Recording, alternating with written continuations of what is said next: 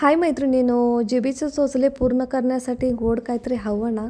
आज मी घरगुती हा केक बनवला आहे. किती छान दिसतोय बघा. दिसतोय तेवढाच तो खूप छान झालेला पण आहे. चला तर मग रेसिपी तर बघितलीच पाहिजे. आपल्या घरात नेहमी पिकलेली केळं असतात.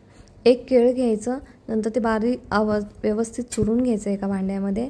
नंतर एक स्वच्छ भांडं घ्यायचं, त्यात अर्धी वाटी तेल घ्यायचं. तेल नसेल तर तूप घेतलं तरी खूपच छान. नंतर एक वाटी बारीक केलेली साखर घ्यायची.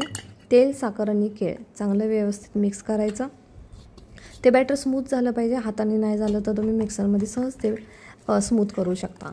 नंतर एक भांडं घ्यायचं, त्यामध्ये 2 वाट्या मी मैदा घेतलेला आहे, तो चाळून घेतलेला आहे स्वच्छ.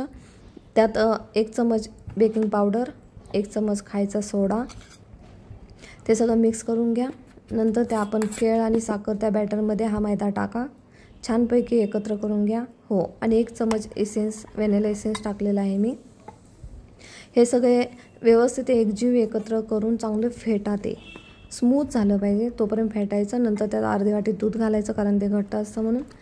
मग चांगलं ते फेटून घेतलं की ते स्मूथपणा येतो. नंतर आपल्याला मुलांना खुश करायचं, त्यामुळे ना कपकेकसारखेच त्याचे आकार आले पाहिजे म्हणून मी या छोट्या छोट्या वाट्यांचं जरा आयडिया केली घरगुतीच. त्या वाट्यांना तूप लावायचं, वरून मैदा जरा पसरून घ्यायचा, म्हणजे सहजपणे केक नंतर निघतो शिजल्यानंतर. नंतर त्या वाट्यांमध्ये हा केक सेट करायचा.